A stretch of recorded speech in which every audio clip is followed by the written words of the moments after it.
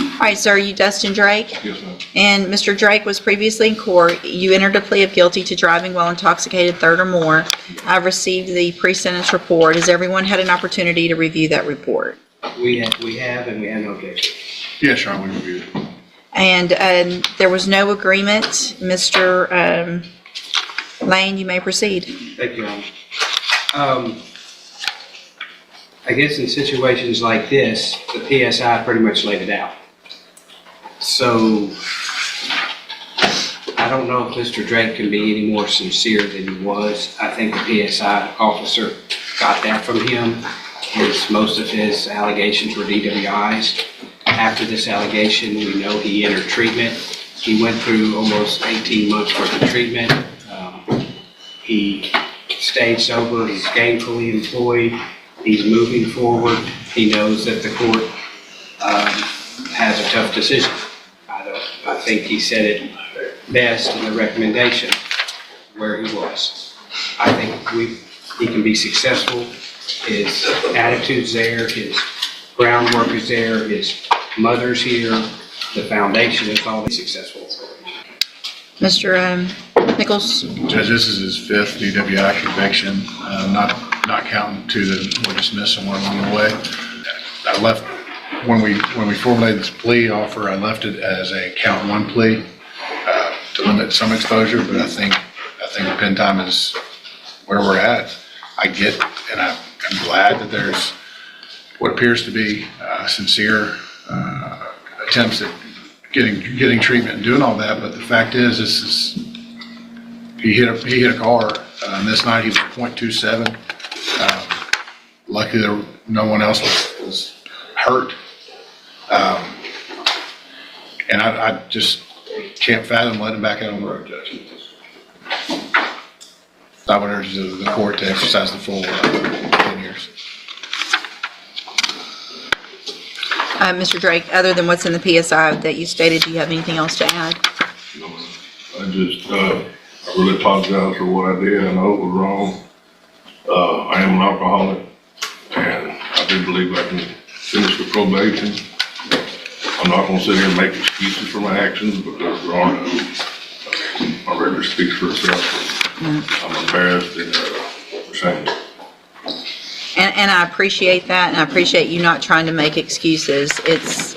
And I appreciate that you've gotten treatment. The time for treatment was before your fifth DWI. I agree. You know, you've had every opportunity since, it looks like, 05, 19, 2021, well, 09, then 10. I guess part of what I'm looking at right now is that there was a short probation from Louisiana some years back, 6 months. But other than that, there's never been, you've just gotten time, correct? Yes, ma'am. Okay, here's what I'm going to do, Mr. Drake, and I hope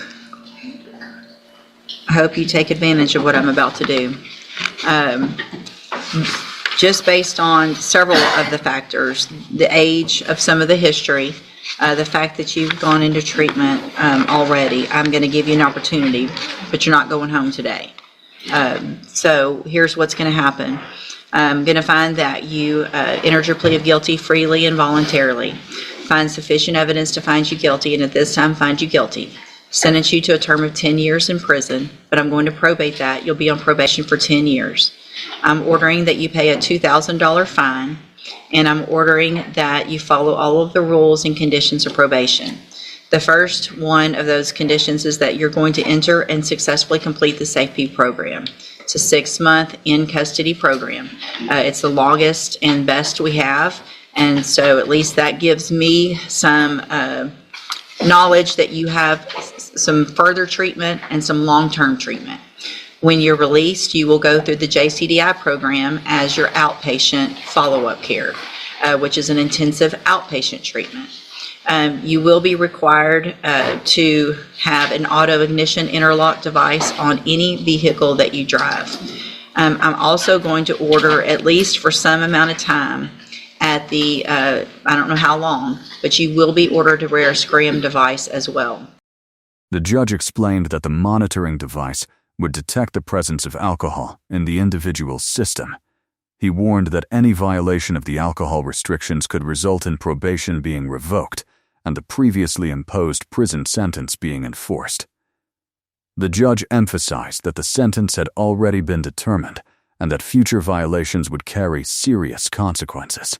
He then asked whether the individual understood the conditions being explained. Additional requirements were discussed, including alcohol monitoring, an ignition interlock device, and any other conditions probation officials considered necessary to support compliance and success during supervision. The judge also clarified that the case had been resolved through an agreement and reviewed the individual's appeal rights. He noted that certain appeal rights had been waived as part of the arrangement, while explaining that the state's decision to proceed on only one count was a key part of that agreement. Have an agreement. Count one, Your Honor. Correct. So you have waived your right to appeal because the state made that concession that they went forward on count one only. I've also handed you the trial court certification or admonishment that shows that that because of the judgment entered against you, you're ineligible to possess a firearm or ammunition. Possession of a firearm or ammunition could lead to charges against you. Firearm is a legal term. You should read the written admonishment I provided you to see what devices qualify as a firearm. If you have questions about the laws that make you ineligible to possess a firearm or ammunition, or about how long that lasts, you can talk with Mr. Lane. Also, obviously you're going into custody, but I am ordering as a condition of that probation, it's mandatory 10 days upfront time, so you'll get that credit while you're waiting on safety. All right, you can go back with the bailiff. Okay, can I speak from, I'll go run. Yeah. All right, sir, are you Lentavius Strickland? And Mr. Strickland, you were previously in court, entered pleas of guilty to evading arrest or detention with the use of a motor vehicle, as well as unauthorized use of a motor vehicle. I've received the pre-sentence report and reviewed that. Has everyone had an opportunity to review that? Yeah, Your Honor. Stay has judge. Are there any additions or corrections? I'm aware of Judge. Not from the state judge. In addition to that, I have reviewed your jail incident reports. Everyone's been given a copy of those as well. Have y'all both had an opportunity to review those? Yes, Judge. I have, but I don't remember. 4 fights. Yeah. Oh, yeah. You like to fight, don't you? You don't? You don't? Okay. I can tell you that I have people in front of me all the time, and they're not doing what you're doing. Constantly fighting. And the way these reads, it does not necessarily show that you weren't the aggressor. It doesn't show either way on some of them, but it looks like these were some pretty mutual things going on, specifically finding places to fight, getting in the bathroom to fight so you can't be caught and all that kind of nonsense. How old are you? 19 years old. So here is where I am on this. I understand that you guys had agreed to the 180 days up front. I don't know that jail necessarily is as useful as potentially something like ISF, cognitive track, because of its age, nature of the offenses, and what's going on in jail. The only way I'm going to go along with this agreement is to try to get you in a better place to make better decisions so that you can be successful on these probations. I want you to be successful. We all do. But at the rate you're going, you're not going to be. The conditions of your probation are always up to me, so I can give you what I want as a condition, anything that makes me feel like it would be helpful for you, helpful for the community. So what I'm going to do at this time is find that you previously entered your pleas of guilty freely and voluntarily. And cause number 24 DCCR 2440, find sufficient evidence to find you guilty, and at this time follow your agreement and finds you guilty of evading arrest or detention with the use of a vehicle. Sentence you in accordance with that agreement to a term of 10 years in prison, but probate that. You'll be on probation for 10 years. You're ordered to pay a $1,000 fine and to follow all of the rules and conditions of probation. And cause number 25 DCCR 0209, find sufficient evidence to find you guilty, and at this time follow the agreement, find you guilty of unauthorized use of a vehicle, sentence you to 2 years in the state jail prison, but probate that, you'll be on probation for 5 years in that case. I don't have a fine. Is there no fine in that one? The 1,000 and the others probably. There was just one fine. It was just Okay. one fine in one case, Judge. Okay. Looking at both cases, it's clear that the individuals came from very different backgrounds and circumstances, yet the court delivered a similar message. Probation is not simply a release from custody, it is an opportunity to demonstrate responsibility and make meaningful changes.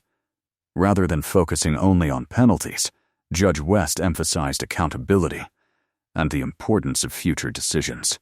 One individual faces significant consequences for any violation of probation conditions, while another has been directed into a rehabilitation program designed to support positive progress before beginning probation. The key question now is what happens next. Will these opportunities lead to lasting change, or will the same patterns continue? Share your thoughts in the comments.